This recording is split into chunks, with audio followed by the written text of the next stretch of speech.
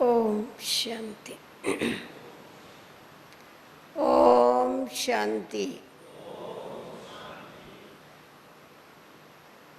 आज हम सब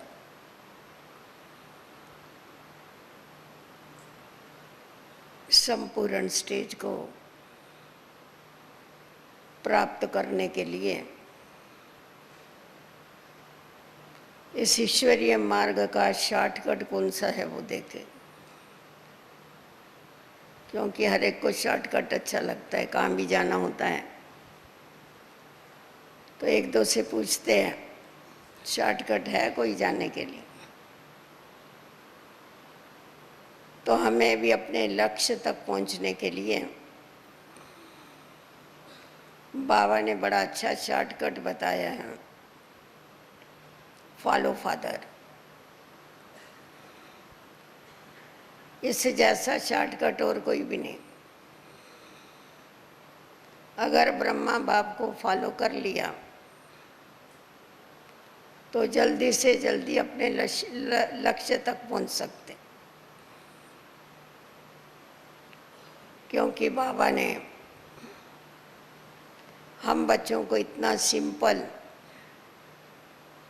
इतना सहज पुरुषार्थ करके उदाहरण मूर्त बन कर के बताया। हमें अब कुछ भी नहीं करना है, सिर्फ ब्रह्मा बाप की कॉपी बनना। वैसे स्कूल कॉलेज में जब हम पढ़ाई पढ़ते थे,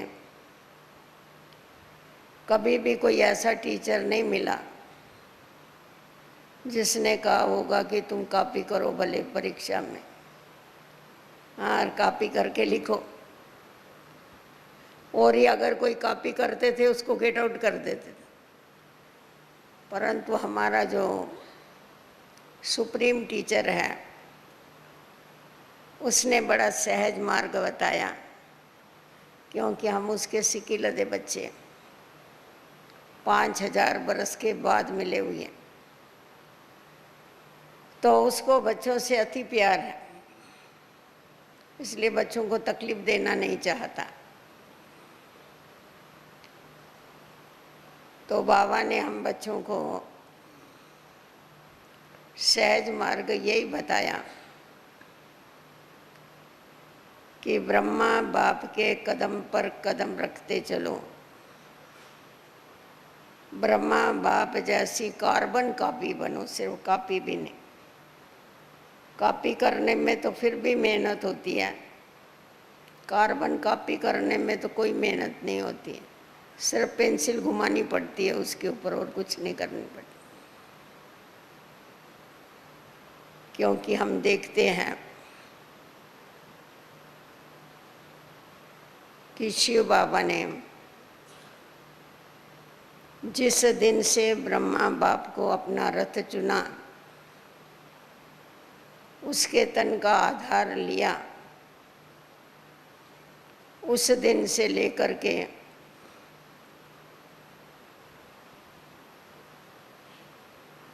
उसका जो अटूट निश्चय,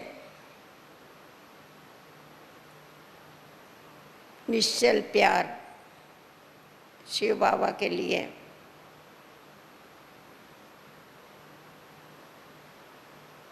एक अचल स्थिति को प्राप्त करने का लक्ष्य, और बाबा का आज्ञाकारी, वफादार, फरमाबरदार मुर्बी बच्चा बनने के लिए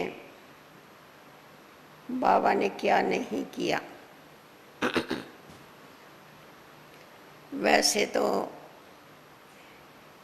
शिव बाबा तो है ही बाबा, परंतु ब्रह्मा बाबा भी कम नहीं। वो है आत्माओं का पिता, तो ये है जीवात्माओं का पिता। वो है निराकारी सृष्टि का बीज, तो ये है साकारी सृष्टि का बीज। आदि देव, और आदि देव की भी देखो आप कौन सी ये आत्मा है, सृष्टि की आदि वाली फर्स्ट नंबर की आत्मा, जिस आत्मा के अंदर श्रेष्ठ ते श्रेष्ठ हीरो पार्ट की नूंद है, उसके जो संस्कार फर्स्ट नंबर की आत्मा के वो लास्ट नंबर तक चलते रहे, क्योंकि संस्कार मिटते नहीं, चलते रहते हैं। इस समय शिव बाबा आकर के पुराने संस्कारों को खलास करके नए संस्कार हमारे अंदर इमर्ज करते हैं, संस्कारों का परिवर्तन करते हैं। परंतु सतयुग आदि से जो हमारे संस्कार होते हैं उसकी कोई ना कोई रेखा अंत तक रहती।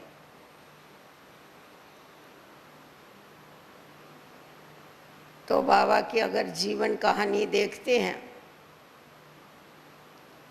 तो लास्ट जन्म में भी, 83वें जन्म में भी, जब श्री नारायण का अनन्य भगत रहा, जब बाबा दान पुण्य करते थे, तीर्थों पर जाते थे और सब धर्म का जो क्रियाएं होती है वो करने के बाद,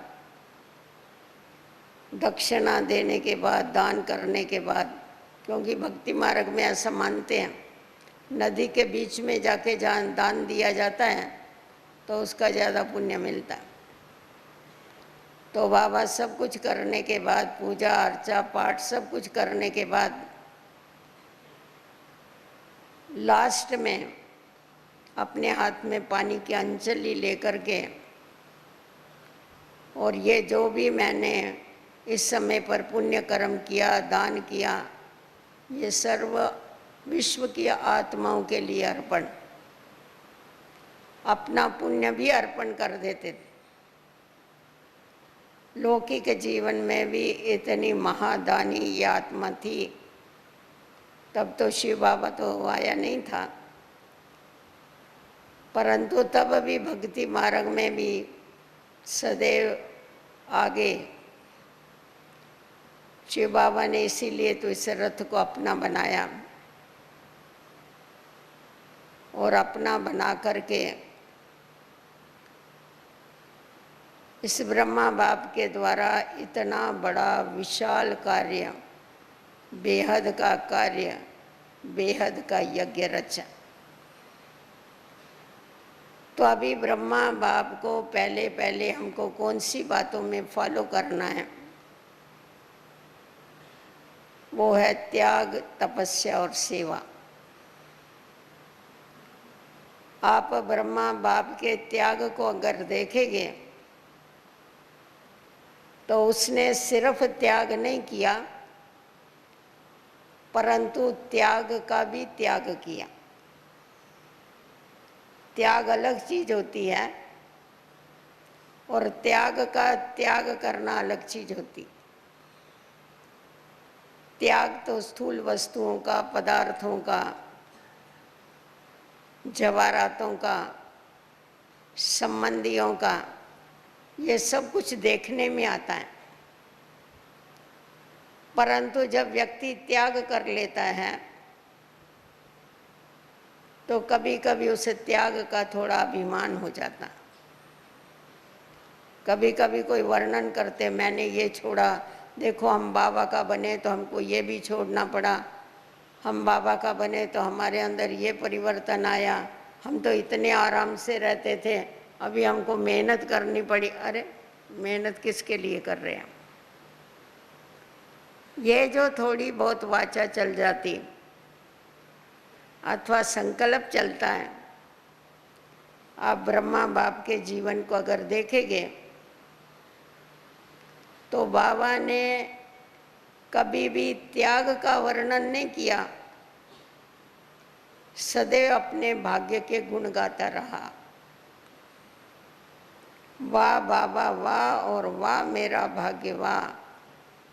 कितना नशा है उसको कि कल्प कल्प के लिए मैं ही एक रथ शिव बाबा के लिए मुकर्रर हूँ। वो मेरा ही तन लोन पर लेता है, मैं उसको फुकट में नहीं देता हूँ, उसका भी किराया लेता हूँ।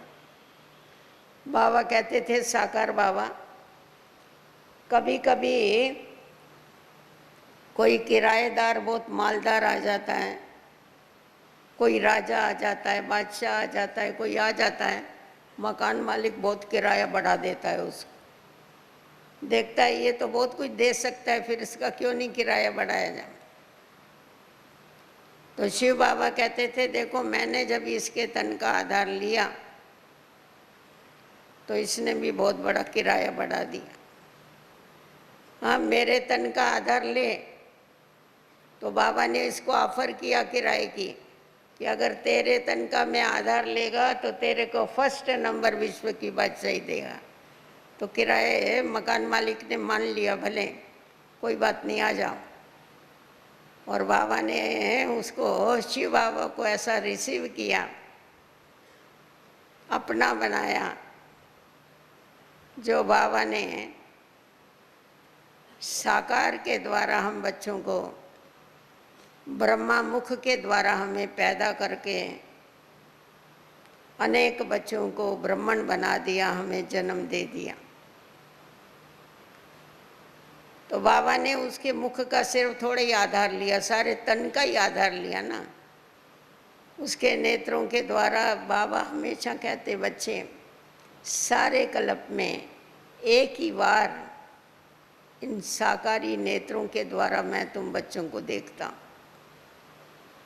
बाबा सिर्फ हमको नहीं देखता है, पर हम भी साकारी नेत्रों के द्वारा एक ही बार बाबा को कल्प में देखते, जब बाबा इस सृष्टि पर आता है। बाबा ने उसके हस्तों का आधार लिया, कदमों का आधार लिया, पूरे शरीर का आधार लिया, उसको अपना बना लिया।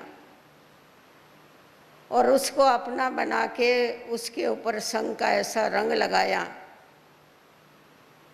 जैसा आत्मा और शरीर दोनों अलग होते हुए भी आप उनको अलग नहीं कर सकते, वैसा ब्रह्मा बाप और शिव बाप अलग होते हुए भी आप संगम पर उनको अलग नहीं कर सकते। दोनों साथ साथ रहे, साथ साथ विश्व नव निर्माण का कार्य किया। भेद मालूम नहीं पड़ता था दोनों का। उसके संग में ऐसा रंग गया जो शिवमय हो गया। जो बाबा के गुण हैं, बेहद बाबा के, उन सब गुणों को शिव बाबा ने ब्रह्मा के द्वारा साकार करके बताया।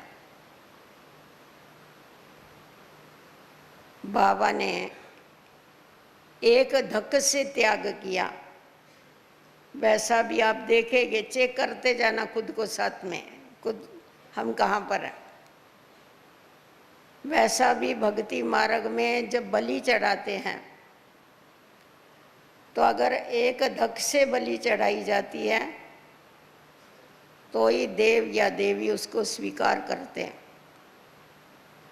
अगर एक धक से एक बारी उन्होंने उसके ऊपर धक लगाया और उसका 2 टुकड़ा नहीं हुआ, रिजेक्ट कर देते उस बलि को। तो ब्रह्मा बाप ने एक धक से बिगर सोचे समझे कि अगर मैं बाबा का बन गया तो आगे मेरा क्या होगा, मेरे बाल बच्चों का क्या होगा, मेरे संबंधियों का क्या होगा, मेरे धंधे का क्या होगा, कुछ भी सोचा नहीं। एक धक से सर्व समर्पण हो गया, उसको देर नहीं लगी। बाबा इसको कहते थे झाटकू मरना। तो हमेशा बलि झाटकू चढ़ाई जाती है। अगर एक बारी छलांग लगा दिया आप लोगों को, भाइयों को तो अनुभव है जो तरना सीखते हैं। अगर सचमुच तरना सीखना होता है तो एक धक्के से छलांग लगाई तो तर जाते हैं, और अगर सोचते रह गए तो किनारे पर ही रह जाते हैं, अंदर जाने की हिम्मत ही नहीं होती। तो ये भी ऐसा ही है।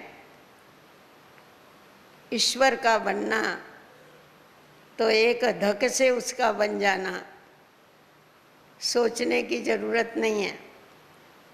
जो आप खुद भी देखते होंगे, आप लोग एक धक से बाबा के बन गए होंगे, सेवाओं में आ गए होंगे, बाबा के घर पर दर पर आ गए होंगे, परंतु जो आपके साथी है सोच रहे होंगे वो अभी तक सोचते ही रह जाएंगे बरसों तक, हिम्मत ही नहीं करते। हम खुद भी देखते हैं, हमारे साथ में आई हुई ऐसी बहुत सारी कुमारियां हैं, अभी तक भी बेचारी ना इधर की ना उधर की, उधर भी नहीं जा सकते हैं, इधर आने की भी अभी हिम्मत नहीं, अभी तो बूढ़े हो गए, अभी क्या करेंगे। तो ये बहुत बड़ी बात होती है। जिन्होंने एक बार हिम्मत का कदम उठाया तो बाबा 1000 कदम सामने उनको मदद करता है और तुरंत स्वीकार कर लेता है। तो हमने ब्रह्मा बाप से यही सीखा, पहला कदम उसका, कि किस तरह से 1 सेकंड में निश्चय बुद्धि होकर के बाबा के हवाले खुद को कर दिया, बाबा का बन गया और बाबा के ऊपर पूरा पूरा बलि चढ़ गया। ऐसा बलि चढ़ा बाबा के ऊपर, कभी अपना विचार भी उसको नहीं आया। कभी कोई कहते हैं ना बाबा ने तो ये कहा पर मेरा ऐसा विचार है, नहीं नहीं, कोई विचार नहीं। बाबा से कभी पूछो या मम्मा से कभी पूछो, बाबा ने मुरली में ऐसा कहा, आपका क्या विचार है? मम्मा भी कहती थी मेरा विचार। बाबा के आगे मेरा क्या विचार हो सकता? या बाबा ने कभी ऐसा नहीं कहा कि शिव बाबा ऐसा समझाता है पर मेरा विचार ऐसा है, नहीं। बुद्धि सहित बाबा के ऊपर बलि चढ़े,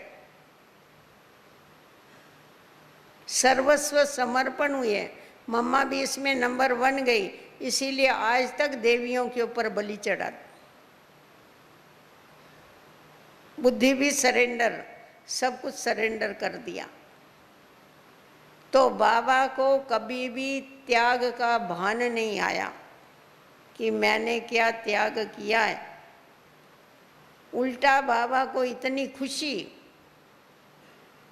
कि अरे अभी अभी शरीर छोड़ूंगा और जाकर के मिचनू बनूं। मैंने क्या छोड़ा है और बाबा मुझे क्या देता है? हमने किया क्या है और मिलता क्या है? तो हमेशा जो प्राप्ति है, बाबा हमेशा बाबा को देखते ही बाबा का प्राप्ति स्वरूप दिखाई पड़ता था।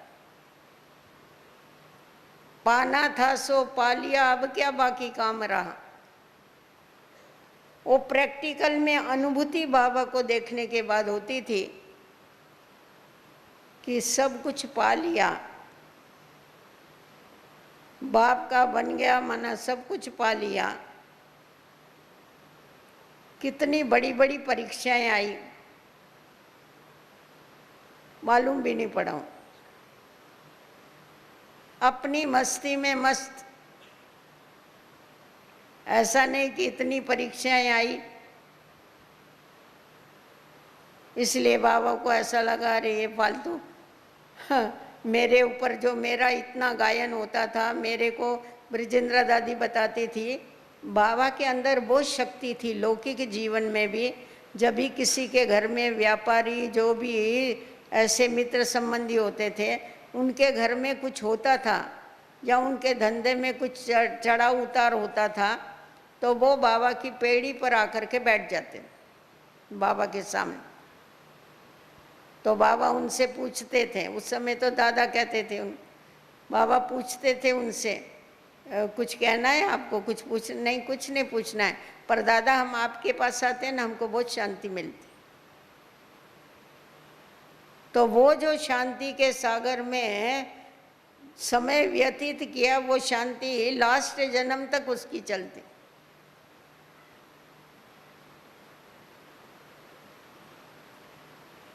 तो इसीलिए बाबा ने 1 सेकंड में जो त्याग कर दिया, 1 सेकंड में त्याग करने से भाग्य भी इतना ऊंचा मिला।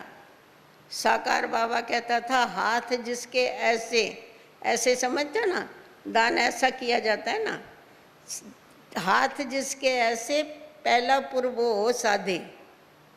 पहला पुर माना फर्स्ट नंबर, जिसका हाथ ऐसा होगा उसको ही फर्स्ट नंबर मिल सकता है। जिसका हाथ ऐसा होगा उसको कैसा क्या मिलेगा बताओ। ऐसा करना माना सब कुछ छोड़ दिया इसने, कुछ भी अपने पास। अभी ऐसा करने के बाद हाथ में कुछ भी नहीं टिकता है। देखो कुछ रह सकता है, आप करके देखो, कुछ नहीं रहता। तो 1 सेकंड में उसने हाथ ऐसा कर दिया। बाबा ने कहा जैसा नहीं मिलिट्री में सरेंडर करते हाथ ऊपर कर डालते, हाथ ऊपर किया माना सामने वाला जो है वो भी अपने हाथ की बंदूक छोड़ देता है। अरे ये तो सरेंडर हो गया, ये तो इसको बेचारे को तो कुछ नहीं करना चाहिए। तो वहाँ हाथ ऊपर किए जाते, यहाँ हाथ ऐसे किए जाते। जब तक हमारा हाथ खाली नहीं हुआ है तो बाबा हमारा हाथ नहीं भरता है। नहीं तो ऐसा नहीं, तेरा भी मेरा और मेरा भी मेरा, वो ठगी इसके पास नहीं चलती है। भोलानाथ परंतु पहले हमको खाली कर देता, उसके बाद फिर भरपूर कर देता। क्योंकि अगर कखपन भी रहा हुआ होगा तो क्या होगा, उसकी स्मृति आएगी। इसीलिए कुछ भी अपने पास नहीं रखो। जब से बाबा ने, शिव बाबा ने ब्रह्मा बाप ने प्रवेश किया, उस दिन से लेकर के बाबा ने कभी पैसा हाथ में नहीं उठाया, कभी नहीं। कोई भी लेके जाते थे, बाबा कभी हाथ में नहीं उठाता था। बाबा कहता था रखो, सेवा में लगाओ, जाओ सेंटर खोलो। कभी भी हाथ में नहीं उठाया। तो ब्रिजेंद्रा दादी एक हंसी की बात सुनाती थी। बोला एक बारी क्या हुआ, वो आप लोगों को मालूम होगा, देखा भी होगा आप लोगों ने, पैसे निकले थे, तांबे के पैसे। उसमें होल था। एक पैसा जो था, देखा था आप लोगों ने, होल वाला पैसा, तो उसमें होल था। तो इसने क्या किया, मस्ती से बाबा को बोला, बाबा हाथ ऊपर करो। नया नया पैसा निकला था। बाबा हाथ सामने करो। बाबा ने हाथ ऐसा किया, क्या बोलती है बच्ची। तो इसने बाबा के हाथ पर वो पैसा रख दिया। तो बाबा ने ऐसा करके फेंक दिया। बाबा ने कहा ये स्टो की वाइशल काय को लेके आइए। तो बोला बाबा ये स्टो की वाइशल नहीं है, ये पैसे निकले अभी, ये पैसा है, इसकी कीमत 1 पैसा है। बाबा इतना गंभीर हो गया। बाबा ने कहा ये भारत की हालत इतनी खराब हो गई। अरे बाप ने हीरे जवाहरातों का, महलों का मालिक बनाया। आज भारत के पास इतना भी तांबा नहीं है जो पूरा पैसा बना सके, उसमें भी होल कर दी। बाबा एक एक बात में ज्ञान सिखाता था बच्चों। ऐसा बाबा ने जबरदस्त त्याग किया जो पीछे मुड़ के नहीं देखा। वो तो आप सबको मालूम है। भागीदार के साथ बैठ करके हिसाब भी नहीं किया। बोला मेरे को हिसाब ही नहीं करना है, हिसाब काय का करूं।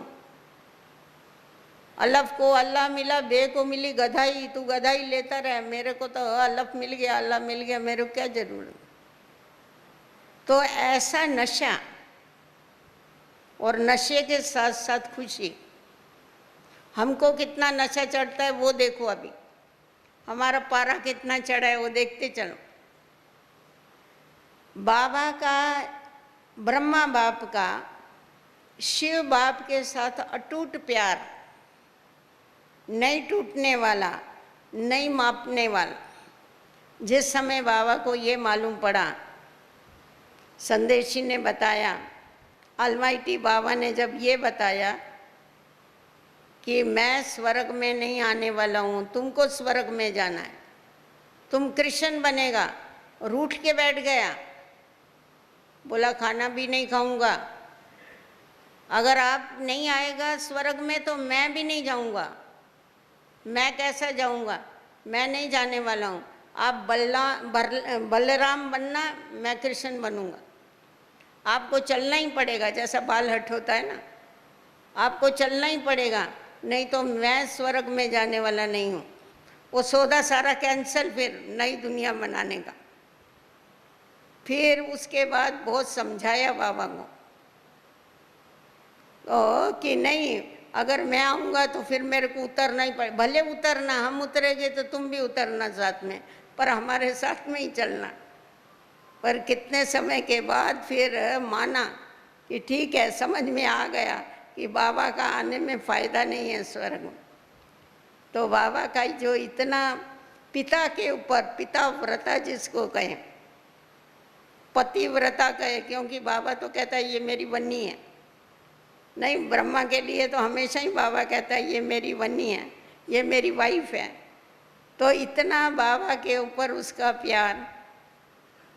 बाबा कभी भी कोई भी चीज़, नया फल या नई कोई भी चीज़ यज्ञ में आती थी, बाबा कभी मुंह में नहीं डालते। बाबा को हम कभी बॉम्बे से आम लेके आवे, ये करे, आपूसाम तो आते थे ना वहाँ से, बाबा को कहेंगे अभी आएगी ट्रेन तो अपने टाइम पर आ। तभी इतने साधन तो होते नहीं थे, अपने पास था भी नहीं कुछ, सच्ची बात तो ऐसी क्योंकि थे ही नहीं, लोग ही ज़्यादा नहीं थे।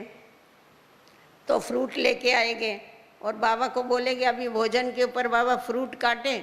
बाबा बोलता था क्योंकि भोग लगने के बाद आके पहुँचे हैं। बाबा बोलता था नहीं, बाबा नहीं खाएगा। बाबा क्यों नहीं खाएगा? नहीं, जब भी तक बाबा को भोग नहीं लगाए तभी तक ये बाबा नहीं खाए। अभी हमारे जैसा हुए बोले हमारे ही तन में बाबा आता है, दोनों भी खा लेंगे साथ में, हाँ, परंतु बाबा कभी भी मुख में नहीं डालते। पहले बोलता था भोग लगाओ बाबा को, कल भोग लगेगा ना उसके बाद ही मैं खाऊं। तो देखो बाबा को, बाबा के लिए कितना रिस्पेक्ट। और जिस समय भोग लगता था उस समय बाबा अपने हस्तों से बैठ करके चुन चुन के फल, अच्छे अच्छे अच्छी चीज़ चुन के बाबा के लिए भोग के लिए देता था। अच्छे से अच्छी चीज़ बाबा को भोग में लगाओ, क्योंकि बाबा हमको खिलाता है, सारी सृष्टि को खिलाता है। ये मालूम है वो अभोगता है, ये पता है, ये पता होते हुए भी, परंतु वो हमको खिलाता है। हमारा काम है उसको खिलाना, वो खावे या नहीं खावे उसकी मर्जी, पर हमको तो उसे खिलाना ही है। तो ये देखो कितने प्यार की निशानी है, उसके बिगड़ नहीं बाबा को चलना। बाबा की एक एक अगर आप बात देखेंगे, एक एक कर्म देखेंगे, बाबा को सदैव ये याद रहता था जैसा कर्म मैं करूँगा मेरे को देख के और करेंगे। इस भाई को उठाओ, भाई नींद आई है, उसको बाजू में बैठा इधर आगे ही आगे, उसको बोलो जाओ पानी वानी पी के आओ। भाई बोर हो रहा क्या आप लोगों को ये क्लास? हाँ बोर होता है तो नींद। तो क्या बात चल रही थी? तो बाबा का इतना प्यार था बाबा के साथ, बाबा के बिगर तो बाबा कभी भी कोई चीज़ स्वीकार नहीं करता। आपको एक मज़े की बात सुनावें। बाबा तो बहुत रमज़बाज था, शिव बाबा तो अति रमज़बाज हैं। तो लास्ट में अव्यक्त होने के पहले, थोड़ा समय पहले, बाबा का बाहर निकलना बंद हो गया। मतलब बाबा ने मना कर दिया था कहाँ भी जाना नहीं। और मना कभी किया जब भी बाबा का बम्बई का प्रोग्राम बन गया।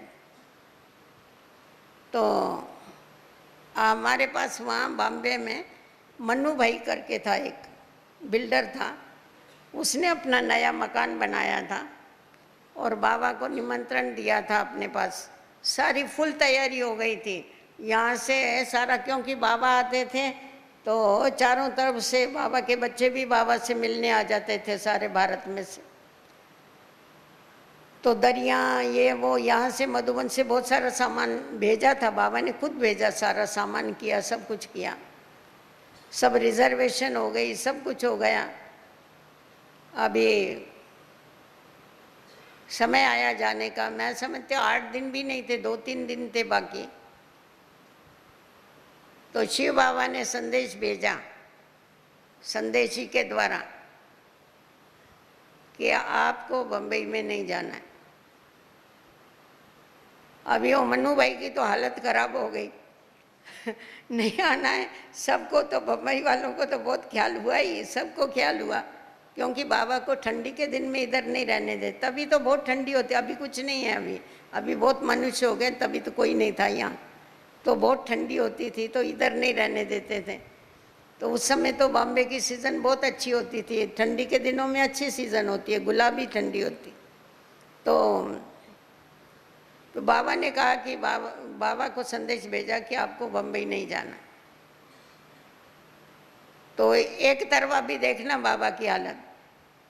बाबा का अलमाइटी बाबा ने वो संदेश भेजा हुआ शिव बाबा ने कि नहीं जाना है, और बच्चे दूसरी तरफ खींच रहे सब। बच्चों का भी अति प्यार बाप से, और बाप का भी अति प्यार, क्योंकि वो सिर्फ बाप नहीं था, माँ थी हमारी, इसीलिए उसको भी बच्चों के साथ बहुत अटैचमेंट। तो उसको दोनों तरफ की खींच, बच्चों की भी खींच, और बाबा बोले वो भी सुनना पड़े। तो फिर संदेशा भेजा, संदेशी को बोला तुम पूछो जाके, बाबा से पूछ के आओ कि बाबा ऐसी ऐसी सारी तैयारी हुई है और बच्चे बहुत याद करते हैं, आप बोलो तो एक बारी अभी लास्ट में जाके आवे। अभी बाबा को भी अंदर में दिल तो था जाने का, क्योंकि बच्चों की बड़ी खींच हो रही थी। तो फिर बाबा ने देखा अभी इसको तो दिल है और बच्चों की भी अति दिल है। तो बाबा ने कहा अच्छा कोई बात नहीं है, तुमको जाना है तो जाओ, पर मैं नहीं आऊँगा वो बोला अभी मैं नहीं आऊँगा तो मैं कैसे जाऊँगा तो बाबा ने संदेश ही ऐसा भेजा, सब चुपचाप हो गए, चुप करके बैठ गए। बच्चे भी कहे नहीं बाबा आप आओ, क्योंकि शिव बाबा ने बोला मैं नहीं आने वाला हूँ, तुम भले जाओ। ब्रह्मा बाबा भी जावे नहीं, बोले ही नहीं कुछ, बोला नहीं अभी बाबा नहीं आता है तो मैं कैसा आऊँगा, नहीं जा सकते। ऐसा होता है ना, कभी किसको नहीं भेजना होगा तो ऐसा होता है खुद को कहेंगे मैं नहीं आऊँगा तो बोला नहीं अभी तो क्या करेंगे। तो ऐसे समय पर देखते थे कि बाबा की हालत कैसी होती है। तो ये भी बड़ी अच्छी सीन होती थी ड्रामा के अंदर। तो बाबा का जो इतना प्यार था, और बाबा का तो मुर्बी बच्चा था, फर्स्ट नंबर का बच्चा, तो उसको तो उसके साथ इतना प्यार जो उसके तन में ही आके बैठ गए। तो हमेशा देखते थे हम, बाबा को जब भी भोग लगता था मम्मा को कहते थे बाबा बाबा को भोग लगा रहे ना, मम्मा तुम अपने हस्तों से बाबा को भोग बना के खिलाओ, क्योंकि ऐसे योग युक्त बच्चे चाहिए जो बाबा को भोग बना के खिलावें। मम्मा खास बनाती थी, भोग बनाती थी मम्मा बाबा के, सतगुरुवार के दिन खास मम्मा बना करके भोग लगाती थी। तो बाबा बहुत ध्यान रखते थे हर एक बात का, बाबा ने जो बोला है उसको प्रैक्टिकल में करना। तो ये बाबा का एक स्नेह देखा, बाबा का त्याग देखा और उसके बाद बाबा की तपस्या। अभी बातें तो बहुत है पर ज़्यादा कितना सुना सकते हैं, क्योंकि घड़ी है सामने। तो दूसरी बात जो है तपस्या, तो तपस्या में आप देखना, खुद को देखना हमारा कितना बाबा से प्यार है। त्याग की भी मात्रा आप देखो, बाबा ने जो त्याग किया और हम जो त्याग किया, क्या हमें उस त्याग का, जो थोड़ा बहुत भी त्याग किया, उसका कभी अभिमान आता है, उसका कभी भान आता है? बाबा में मैंपन का अभाव था। बाबा ने कभी मैं शब्द बोला ही नहीं, कभी नहीं। बाबा ने ऐसा कहा, बाबा ऐसा बोलता है, बाबा ऐसा कर, ये यज्ञ बाबा का है, ये बच्चे बाबा के हैं, ये कारोबार बाबा का है। कभी कोई बात पूछेंगे भी ना बाबा से, बाबा ये क्या करना है, अगर ऐसा होगा तो कभी अल्पज्ञ बुद्धि बच्चे हैं ना, तो कभी पूछ भी लेते हैं, बाबा अगर ये बात ऐसी हो गई तो? बाबा बोलता था तुमको फिक्र करने की क्या ज़रूरत है, जिसके बच्चे हैं उसको फिक्र हो गई, जैसा इसके है ही नहीं ऐसी बात करता। जिसके बच्चे हैं उसको फिक्र होगा, वो आप ही संभालेगा, तुम फिक्र नहीं करो। इसके लिए आप समझ सकते हैं, देखो बाबा ने कितनी परीक्षाएं, उसमें कितनी सहन शक्ति और सामना करने की शक्ति। इतनी बड़ी परीक्षा आई, बेगरी पाठ चला, 350 भाई बहन, 350 बच्चे और बच्चियां घर में बैठे हैं और खाने के लिए एक दाना भी नहीं है, तो भी ये बेफिक्र बादशाह है। क्यों? क्योंकि उसको बच्चे नहीं हैं। वो एक ही बच्चा है शिव बाबा का, ये सब शिव बाबा के ही बच्चे हैं, उसके नहीं है। ऐसा एकदम निर्मोही, न्यारा, और सब टाइम पर कैसा सब कुछ हो जाता था, वो तो बहुत बड़ी बड़ी बातें हैं। तो ये ऐसी स्थिति, ऐसी बड़ी कठिन परीक्षा में इतनी एक रस अवस्था, बाबा की स्थिति के कारण, मम्मा की ऐसी स्थिति के कारण सब बच्चों की स्थिति भी ऐसी। अगर बाबा हलचल में आ जाता था, अरे ये क्या हो गया, बेगरी पाठ चालू हो गए। क्योंकि ब्रिजेंद्रा दादी बोलती थी, शुरू में जब यज्ञ की स्थापना हुई तो बाबा का ये कहा हुआ था भोली भंडारण को, तभी वो सती थी उसमें भंडारे में, तो उसको बोला हुआ था, रोज़ 350 भाई बहन रहते थे ना, तो रोज़ घी के सच्चे, वो तो उस समय ये तो डालडा वालडा होता ही नहीं था ना, ये वनस्पति डालडा वगैरह ये तो बाद में निकला। बाबा तो इसको घासलेट बोलता था। बाबा बोलता था ये घासलेट खा रहे अभी, साकार बाबा, बाद में देखा ना बाबा ने, बाबा बोलता था ये घासलेट। तो सच्चे घी के टीन रोज 15 किलो वाले जो टीन होते हैं ना, वो 2, बाबा बोलता था 2 टीन सवेरे खोलो, शाम तक खलास होने चाहिए। एक टीन में से टोलियाँ बनेंगी, एक टीन भोजन के लिए काम में आएगी। बाबा ने इतना प्रेम से बच्चों को पाला, परंतु ये अक्ल सिखाया बच्चों को, ये बैलेंस सिखाया। बाबा बोलता था होवे तो ईद करो, नहीं होवे तो रोजा रखो। ऐसा नहीं बस सिर्फ ईद के ऊपर ही तुम हिल गए, नहीं, नहीं होवे तो रोजा। और सचमुच ऐसा टाइम आया तो भी बाबा की अवस्था एक रस है तो भी ठीक है, नहीं है तो भी ठीक है, कोई बात नहीं है। तो बाबा की जो इतनी पावरफुल स्टेज थी, उसके कारण बच्चे भी उस पावर में चल रहे थे। बाबा को फिक्र नहीं है तो हमें क्या फिक्र, क्योंकि माँ बाप को ही फिक्र होता है ना बच्चों का, बच्चों को थोड़ी फिक्र। बच्चा मना बच्चा, तो बच्चे तो अपनी मस्ती में चलते हैं ना। परंतु बाबा हमेशा खुद को, बाबा ने अपने को बच्चा ही समझ के चला ना, मैं तो बच्चा हूँ उसका, मैं मुर्बी बच्चा हूँ, मैं अकेला बच्चा हूँ, तुम सब पोतरे पोतरियाँ हूँ। उसको बड़ा नशा उस बात। फर्स्ट नंबर की बादशाही मेरे को बाप ने दिया है। और धीरे धीरे हमने देखा बाबा में इतना परिवर्तन आता गया, बाबा इतना अंतर्मुखता की गुफा में धीरे धीरे जाता रहा।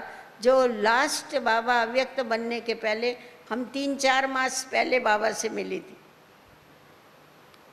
नवंबर में मिले थे हम शायद, और बाबा जनवरी में, कितना 3 मास भी नहीं हुए थे, बाबा अव्यक्त हो गया। जब लास्ट में बाबा के पास पार्टी लेकर के आई, उस समय बाबा के नेत्र एकदम चेंज थे, एकदम चेंज थे। ऐसा लगता था ये श्री कृष्ण है, ब्रह्मा नहीं है। अनुभव होता था क्लियर। आप श्री कृष्ण के चित्र देखो, उसके नेत्र सबसे न्यारे होते हैं। भक्ति मार्ग में भी आप देखेंगे ना, उसके नेत्रों में बड़ी चमक है। तो बाबा के नेत्रों पर से ऐसा लगता था कि ये बाबा के नेत्र वो नहीं है, ये बाबा के नेत्र नहीं है, ये श्री कृष्ण के नेत्र फील होता था। हमने क्लास में जाके अनुभव सुनाया था कि ईश्वरी बाबा में बहुत बड़ा फर्क था। बाबा के नेत्र तो दिखाई नहीं पड़ रहे थे वो, और रियली नहीं दिखाई पड़, बाबा को इतना भविष्य स्पष्ट दिखाई पड़ता था कि अभी शरीर छोड़ो और मैं ये जाके बनने वाला। इतना स्पष्ट भविष्य क्लियर दिखाई पड़े, जिसके कारण हम बच्चों के सामने भी जैसा वो स्वर्ग इमर्ज हो जाता। बाबा जिस समय स्वर्ग का वर्णन करता था, सिर्फ वर्णन नहीं करता था, वो जैसा कि इमर्ज करता था हम सभी के सामने, जैसा हम वहीं बैठे हुए हैं ऐसा लगता। तो ये जो स्मृति, बाबा कहता है तुम जैसा जैसा नजदीक पहुंचेगे वैसा वैसा तुमको स्वर्ग के झाड़ दिखाई पड़ेंगे। तो दिखाई पड़ता था, इसको सब दिखाई पड़ रहा है वो सब, तभी तो बुद्धि उसके साथ जाके लगती है ना। दिखाई पड़ेगा सामने लक्ष्य तभी तो बुद्धि लगेगी, नहीं तो कैसा लगेगी। तो बाबा की स्मृति बहुत पावरफुल थी, क्योंकि बुद्धि की लाइन उसकी बड़ी क्लियर थी, तो जरूर स्मृति पावरफुल रहेगी ना। बाबा के ऊपर अटल विश्वास, निश्चय, निश्चय की निश्चय बुद्धि विजयंती ना। बाप के ऊपर उसका पक्का निश्चय था ना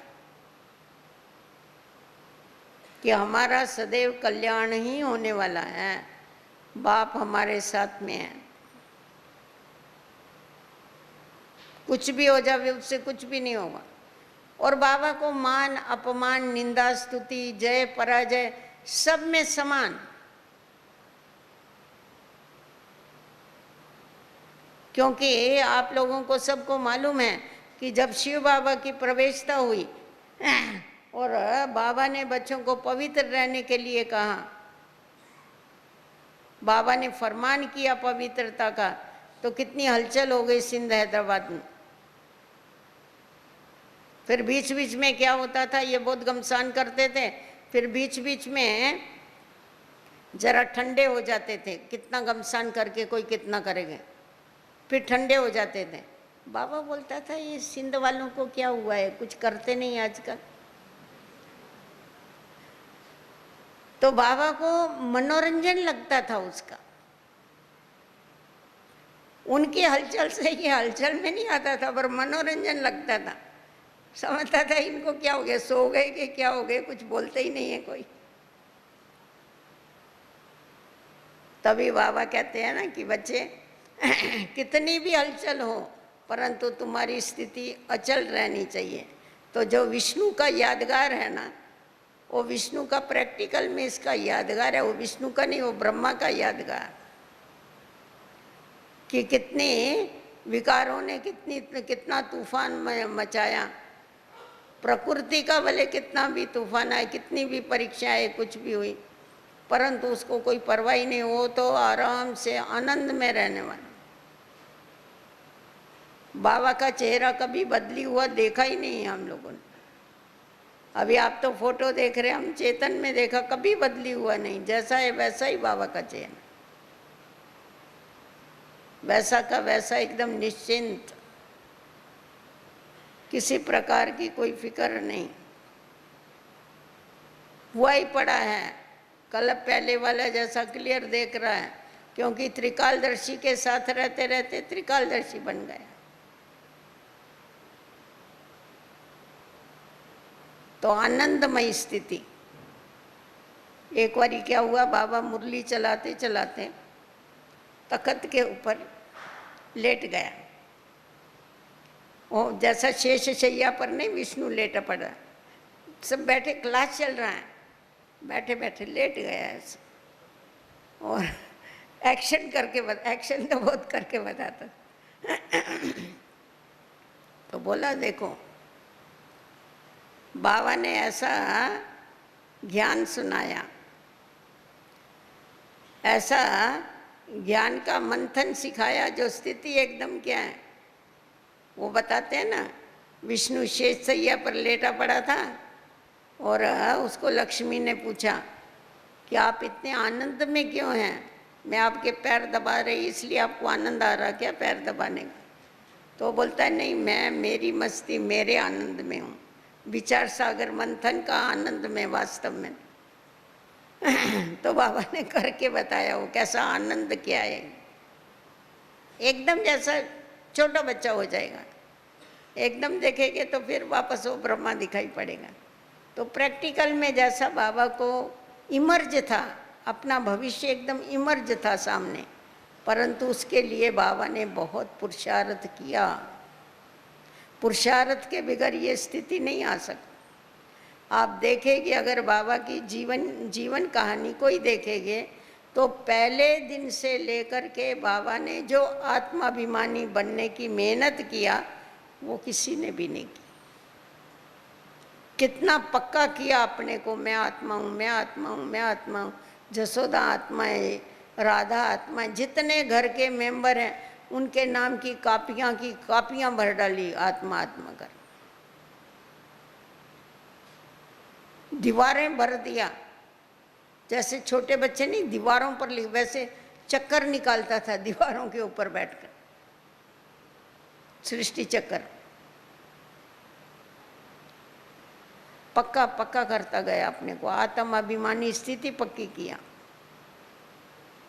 आत्माभिमानी स्थिति पक्की होने के कारण 1 सेकंड में नष्ट हुआ हो गया। जितना न्यारा उतना ही प्यारा, सबके साथ प्यार भी अति उसका। बच्चों के साथ वो तो प्यार के सागर के साथ साथ रह के उस जैसा हो गया था। बच्चों के साथ कितना प्यार, कितनी मेहनत, प्यार के कारण तो इतनी मेहनत। आज भी इतनी मेहनत क्यों कर रहा बाप दादा हम बच्चों के पीछे? प्यार है इसीलिए कर रहा ना। पर जितना प्यार उतना न्यारापन भी उस। विश्व किशोर दादा था, जैसा मम्मा बाबा की राइट हैंड थी वैसा विश्व किशोर दादा था। विश्व किशोर दादा माना लौकिक में बाबा का भाई का लड़का, बड़े भाई का लड़का। उनके भाई ने शरीर छोड़ दिया था तो बाबा ने इसको बड़ा किया था अपना बच्चा जैसा समझ के, और इसकी शादी भी कराई। संतरू दादी थी, इसकी शादी भी कराई। इसको कलकत्ते में बड़ी पेड़ी भी खोल के दिया, जवाहरातों की दुकान था बड़ा, वहाँ पेड़ी थी, उसकी गद्दी थी। उसका भी ऐसा ही धंधा था, बाबा का ही धंधा था। तो वहाँ ये कलकत्ते का ये संभालता था। बाबा का 1 नंबर का आ गया करीब बच्चा। देखा बाबा ने सर्वस्व त्याग किया, इसने भी बाबा को तुरंत फॉलो किया। उसने भी अपना सब कुछ स्वाह कर दी। तो वो उसका ऑपरेशन था, किडनी का ऑपरेशन, हरकिशन में, बॉम्बे में।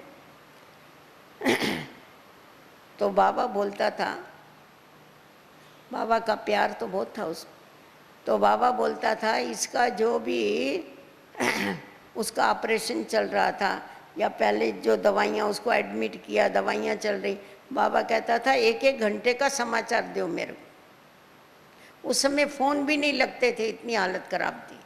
कोई इतना तो साइंस इम्प्रूव नहीं हुआ था ना। तो बाबा बोलता था 1-1 घंटे में मेरे को बताओ क्या है क्या नहीं।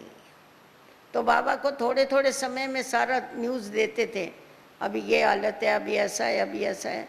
ऑपरेशन वगैरह सब ठीक हो गया था उसका। और उसके बाद तीसरे दिन मैं ब्रिजेंद्र दादी के साथ मिलने को गई थी उसको हॉस्पिटल में, बात भी किया उसने, सब कुछ किया। और फिर तीसरे के चौथे दिन उसने शरीर छोड़ दिया। उसको पहले से ही पक्का था मैं जाने वाला हूँ, इसीलिए उसने पहले ही सारी तैयारी कर लिया था। देखो ना उसकी कितनी विशेषता। आप सिर्फ ब्रह्मा बाप की विशेषताएं नहीं देखो, उसके अंग संग जो रहे उनकी भी विशेषताएं देखो। वो भी कितनी हमें सीखने की है वो विशेषता। ये जो विश्व किशोर भाऊ था, इसको बाबा के साथ अति प्यार, बाबा के ऊपर अति निश्चय। और ये बाबा की बड़ी संभाल करता था, यज्ञ की संभाल करता था। और तो सब भाई पीछे आए।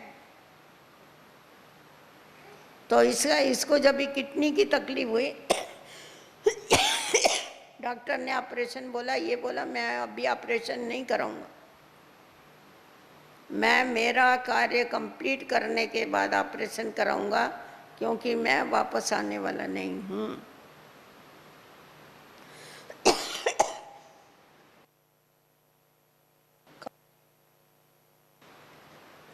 इसको 4-5 मास इसको इतनी तकलीफ थी, ये सो नहीं सकता था रात।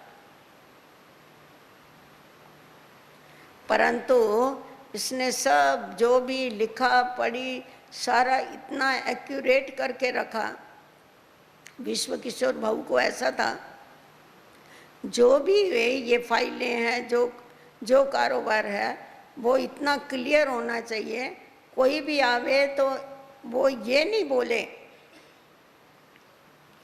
उसको मूंझ नहीं होनी चाहिए। वो ये नहीं बोले कि अरे ये क्या करके गया, हमारे को तो समझ में ही नहीं आता। एकदम जैसा अंधों के आगे आईना, सारा क्लियर उनके पास होना चाहिए, उनको दिखाई पड़ना चाहिए। इस रीति से उसने सारी तैयारी करके रखी। उसके बाद ऑपरेशन कराने गए। कभी कभी तो कोई ऐसा करते हैं ना, कोई किसी की कोई ड्यूटी होती है तो जाने वाले हो गए तो किसको बताएंगे भी नहीं, और ही उल्टा सुल्टा करके चल जाएंगे। पीछे वाले मूंझते रह गए, उसको आशीर्वाद तो मिलेगी नहीं, बददुआएं मिलती है नहीं, ये क्या करके गया। तो भाऊ को बहुत ये था कि किसी के मुख से ये नहीं निकलना चाहिए कि वह भाऊ क्लियर करके नहीं गया। वो बहुत बड़ा एक्यूरेट था, पंचुअल था। वो सब अपना कार्य व्यवहार करके फिर पीछे गए। तो जब भी उसने शरीर छोड़ा तभी बाबा को, उसी समय बाबा को बताया, फ़ोन किया। और जब ये उसको उठाना था, मतलब शरीर छोड़ने के बाद अभी क्या किया जावे, बाबा का देखो कैसा 1 सेकंड में नष्ट मुआ बन गया। तो पहले तो बोला हमको 1-1 घंटे में समाचार देना, बाबा को समाचार देते रहते थे। फिर जब हो गया, शरीर छोड़ दिया उसने, तो बाबा को बताया। तो बाबा से पूछा, बाबा अभी इसका अंतिम संस्कार कहाँ करना है? बाबा ने कहा अभी वो तो चला गया, उधर ही कर डालो उसका अंतिम संस्कार। मधुबन में भी नहीं लाने दी। 1 सेकंड में बोला उधर ही करो उसका संस्कार। नहीं तो इतना पूछता था उससे, घड़ी घड़ी उसका समाचार देते थे, करते थे। पर जैसा एकदम न्यारा, सेकंड में न्यारा हो गया। शरीर छोड़ दिया ना, अभी क्या करेंगे, इधर लाके क्या करेंगे तुम, शरीर को क्या करेंगे लाके, उधर ही फिनिश कर दो। फिर उसका अंतिम संस्कार बॉम्बे में किया।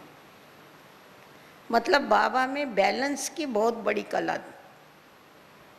न्यारा भी उतना ही, प्यारा ही उतना ही, फराग दिल भी इतना। अरे बच्चे आएंगे तो समझता था इनको क्या खिलाऊं, क्या करूं, बहुत कैसी परवरिश करता था। राजकुमार राजकुमारियों जैसा पाल। परंतु कभी भी एक पाई भी यज्ञ की वेस्ट नहीं होनी चाहिए। नहीं, फराग दिल, उदार दिल बहुत, परंतु इकोनॉमी इतनी। बाबा खुद चक्कर लगाता था किचन में, क्योंकि क्या करते भंडारे वाले, ऊपर ऊपर से जो भी सब्जी आई इसमें होगी, गोनी में पड़ी होगी, ऊपर ऊपर से निकाल के बना डालेंगे, नीचे आलू सड़ते रहेंगे। कोई चीज़ ये ऐसा नहीं करेगा। बाबा खुद जाएंगे भंडारे में, बाबा बोलेंगे निकालो, सारी बोरियां खाली करो। बोरियां खाली करके फिर उसमें 4 कैटेगरी बनाएगा, 1 2 3 4। सबसे पहले कौन सा खलास करना है, फिर सेकंड नंबर क्या खलास करना है, थर्ड नंबर क्या, चौथा नंबर। सब कुछ भी वेस्ट नहीं जाना चाहिए, नहीं तो बोझा चढ़ता है। कर्मों की गहन गति समझाता था हमें। ब्रिजेंद्र दादी भी समझाते थे, अगर इस समय तुमने कोई वेस्ट किया वो तुम्हारे खाते में, खाते से निकल जाएगा भविष्य के। तो डर लगे ना, फिर हमारे खाते से निकल जावे, एक तरफ हम कमाई करें, दूसरी तरफ हमारा खाता खाली होता रहे। नहीं बाबा, इसलिए हमको बहुत ध्यान रखने का है। तो बाबा ने ये प्रैक्टिकल में ये समझाया। तो बाबा बताते थे, कर्म करके बताते थे।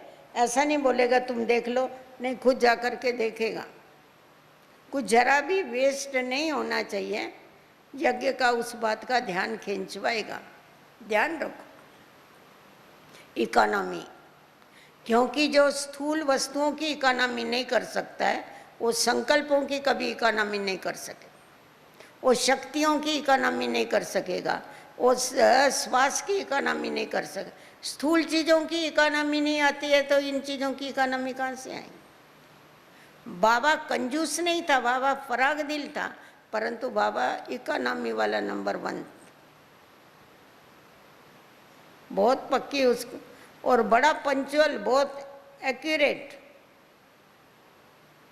कभी किसी का हाथ में से पर्स वर्स गुम हो जाता था ना, अलवेले तो होते ना, बच्चे तो अलवेले होते हैं ना, तो जाके बोले बाबा मेरा ना आज ना पर्स ही गिर गया रास्ते में, मेरा पर्स गुम हो गया। तुम्हारा पर्स गुम हो गए, एक दिन तुम भी गुम हो जाएगी। सामने वाले को ऐसा, बाबा क्या मेरे को ऐसा क्यों बोलता, तुम भी गुम हो जाएगी। तो सिखाने के लिए बाबा बोलता था, क्यों गुम होना चाहिए, क्यों नुकसान होना चाहिए, क्यों ध्यान नहीं दिया।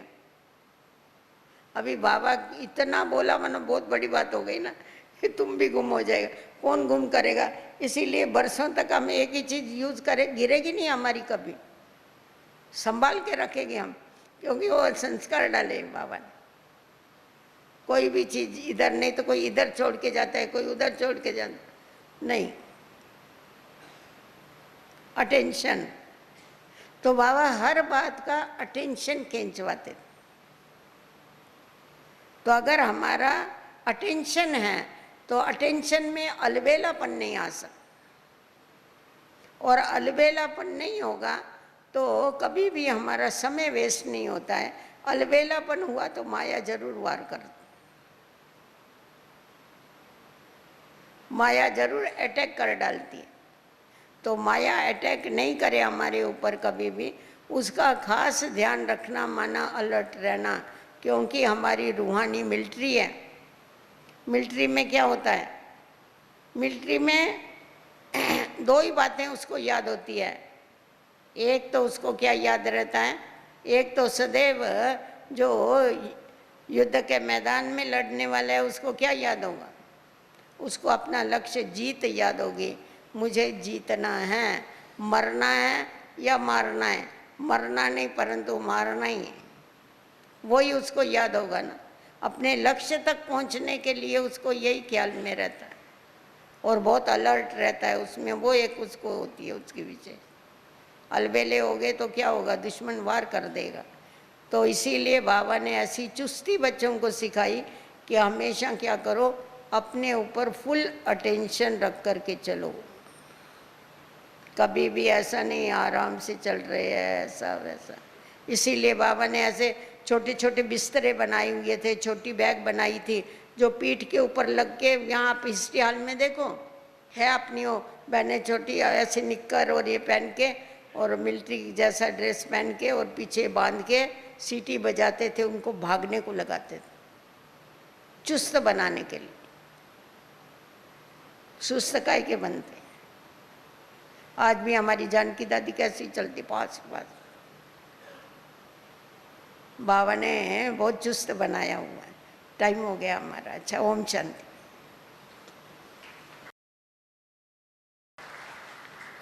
इसीलिए बाप समान बनना है, संपूर्ण स्थिति को प्राप्त करना है तो फॉलो फादर करो और कुछ भी नहीं करो। बाबा हम लोगों को कहता था बच्चे, तभी नीचे वो हिस्ट्री हॉल था, उसमें लक्ष्मी नारायण का चित्र था। कहता था जब भी टाइम मिले उसके सामने जाके बैठो, भेंट करो। उससे भेंट करने के बजाय तो ब्रह्मा बाप से अपनी भेंट करो, तो मालूम पड़ जाएगा हमारे अंदर कितनी खामियां हैं और कितने हम संपूर्ण बने हैं। कठिन है बनना, कठिन है सहज है? क्या है? सहज है ना। जो कहते हैं सहज है, हाथ ऊपर करो, देखो देखो सब बाबा के बच्चे। मास्टर ब्रह्मा है ना आप लोग। चलो अच्छा भाई, ओम शांति।